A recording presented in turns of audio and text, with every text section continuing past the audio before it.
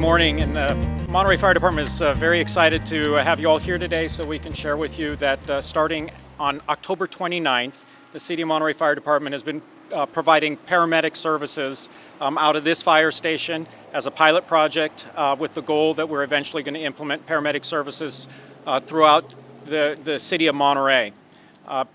ALS, Advanced Life Support, or paramedic services, have been provided by fire agencies since about the 1970s is when it actually started, and have become kind of the standard of care in most of California. Over the last probably about 10 or so years ago is when a bulk of fire agencies had switched over to providing that level of service. It was something that the City of Monterey had considered in the past, but has never done. And so a couple of years ago, we started this project, and in working closely with the city staff and with Monterey County EMS agency, we have gotten to the point where we are finally at the initiation of the services. One of the big things that paramedic services do is they bring the emergency room to the patients. All Monterey firefighters are trained to the level of emergency medical technician, which is about 150 hours worth of training, and can provide a lot of really good basic life support.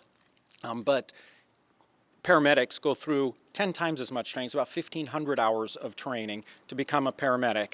And they can bring a lot of things that is normally only done in the emergency room. They can start intravenous lines, they can put in and insert a breathing tube, they can administer medications and initiate a lot of other significant life-saving interventions to the patients that we see.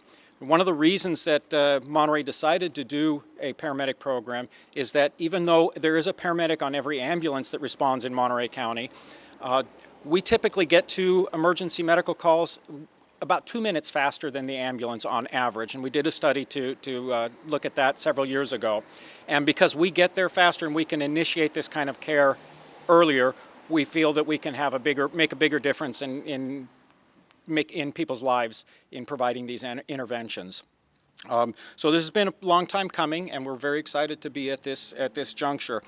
We started with our Engine 11, which is here at the downtown fire station, last month on October 29th, actually 2 months ago now. We intend probably within 6 months or so to transition another engine in our engines that respond in the City of Monterey. And eventually, like I said, the goal is to get all 4 engine companies that respond within the City of Monterey transitioned into paramedic services in the next year or two. We, under contract, also provide services to the City of Pacific Grove and the City of Carmel, and both of those agencies have at this point decided they do not want to move into us providing paramedic services there. That may change in the future. They may choose to come on board at some point. The City of Carmel has an ambulance that they run that actually runs right out of the fire station that has paramedics on it, so they get very fast paramedic services there as well. But in the future, that may change. We are not the first agency in Monterey County to do so, to provide this level of service. The City of Salinas has been providing it for over 30 years, and other jurisdictions around Monterey provide it as well. Monterey County Regional Fire, and then through CAL FIRE, the Cypress Fire Protection District, the Pebble Beach Community Services District, and the Carmel Highlands Fire District all already have paramedic services. But we are the last large population center in Monterey County to initiate this level of service. So once again, thank you for all being here. I'd like to introduce Silas Fisher, a firefighter paramedic, who has been really kind of spearheading this program. He has been passionate about getting Monterey Fire on board with this, and has done truly most of the legwork behind all of this, and I really appreciate his efforts. And he will be available to answer questions, and we have some of the advanced life support equipment here that he can explain what it is and try and put it in layman's terms, so you don't need the 1,500 hours of education to understand what he's talking about, to share with you what it is that we can do with some of this equipment. Did you want to say anything, or no? Okay. So if there are any questions, I'm happy to take those.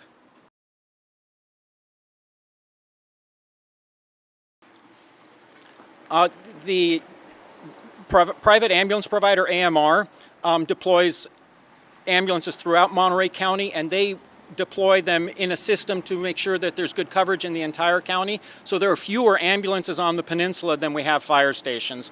And when the system gets busy, they get tapped out a little faster. And that's how the system works, is because fire agencies respond first, we can get there, initiate basic life support or advanced life support care, knowing that an ambulance will get there.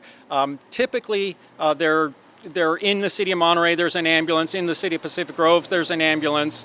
And then usually on the peninsula area, they have a third ambulance. But as I said, they can get busy, and we run out of 6 fire stations on the peninsula, plus if you add in all the ones that CAL FIRE staffs and Seaside, and we have a lot more. And that's because we're staffed and deployed to handle large events and fires. And so because we have this capacity in our system to respond to emergency medical calls, we're available and typically closer.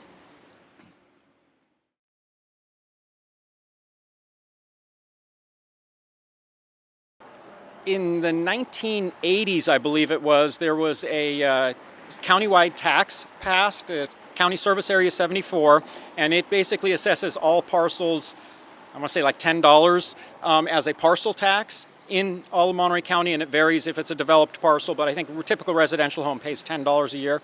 And the City of Monterey gets a portion of that, and we have been actually kind of holding on to that money to cover the cost of implementation. The equipment you see here is about $35,000 to implement. We're very fortunate that we have paramedics already on staff, that the paramedics that we have working here were paramedics prior to us hiring them. One actually put himself through paramedic school while he was working for us. So we have no cost of putting somebody through the paramedic training. If we were to do that, it would cost us probably about $100,000 with the overtime backfill and all that, those associated costs. But otherwise, paramedic school is typically about $15,000. So we hire people that already have that training to avoid incurring that cost. And so really the big cost is the upfront cost of about $35,000 for the equipment. And you see the one item right there in the middle of the cardiac monitor is a bulk of that. It's just shy of $30,000, I believe, to purchase that one piece of equipment. But that tax, we believe, will be sufficient to absolutely maintain our ongoing costs. City of Monterey receives over $40,000 a year out of that tax. So it's enough to maintain those services. And that tax was originally passed with the intention of ensuring that paramedic services are provided throughout Monterey County. And so we're really trying to meet the goal of what the voters voted into place way back in the 1980s.